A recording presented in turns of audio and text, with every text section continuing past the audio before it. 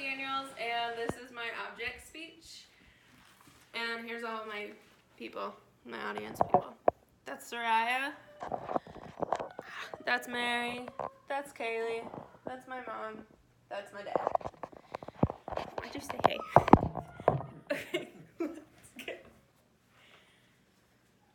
The story of Abraham Lincoln begins on February 12, 1809, when he was born to Thomas and Nancy Lincoln. Biography.com tells us that Abraham Lincoln had two other siblings, an older sister named Sarah and a younger brother named Thomas, who died at only a few days old. Lincoln's mother died when he was 9 years old due to what is called milk sickness. The National Park Service explains that milk sickness is caused when an individual has ingested milk or other dairy products from cows who have eaten the white snake root plant.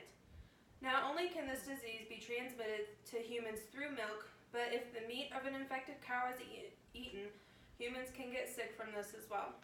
Milk sickness causes the individual to have a loss of appetite, listlessness, weakness, vague pains, muscle stiffness, vomiting, abdominal discomfort, severe constipation, bad breath, and sometimes a coma. Most times this disease is fatal.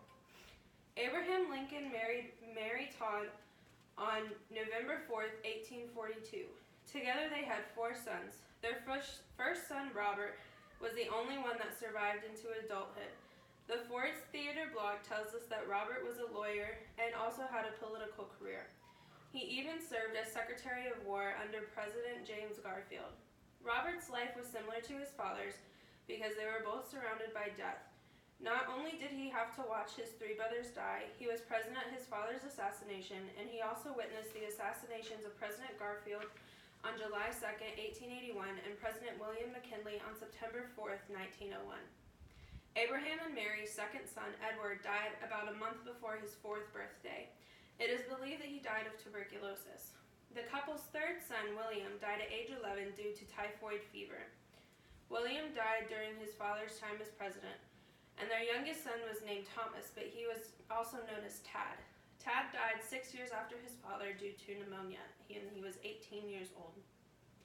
Abraham Lincoln became president during a time when the United States was largely divided. The South had seceded from the Union and had formed the Confederate States of America. While Abraham Lincoln did many important things during his presidency, he is largely remembered for the Emancipation Proclamation. According to the National Archives website, the Emancipation Proclamation declared that all people held as slaves within the rebellious states, or the southern states, were to be considered free. The Emancipation Proclamation also allowed for colored men to be a part of the Union Army and Navy. While the Emancipation Proclamation was great in various ways, most people do not realize the limitations that it holds.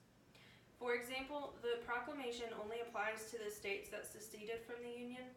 This means that the states that were known as border states were not included in this. These border states were still allowed the use of slaves. Despite the limitations that this document holds, many people, including the National Archives, describe it as one of the greatest documents of human freedom. Another document that Lincoln is known for is the Gettysburg Address.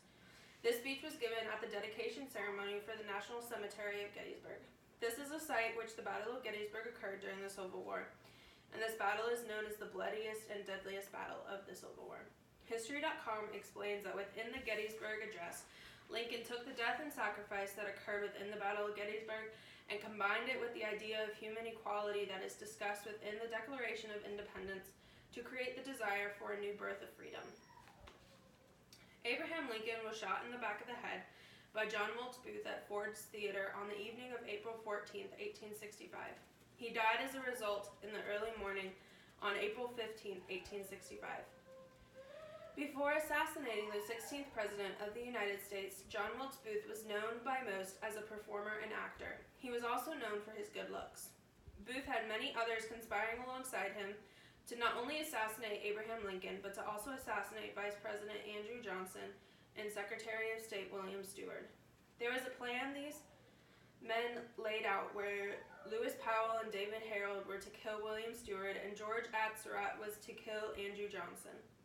While this group of men were passionate about completing their plan, Booth was the only one to actually do so. Powell did enter Stewart's home where he stabbed him numerous times, leaving his face disfigured for the remainder of his life. After Lincoln was shot, Booth jumped down onto the stage and broke his leg. From here, he ran outside to his horse and rode off into Maryland. As Lincoln was being cared for, he was moved from the theater across the street to the house of William Peterson. Lincoln was too tall for the bed, so he was placed onto it diagonally.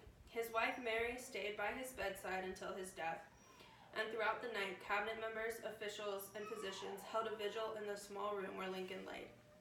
The Encyclopedia Britannica says that when Lincoln was pronounced dead, Secretary of War Edwin Stanton said, "Now he belongs to the ages." Okay. And here's all of my people one more time. Boop, boop.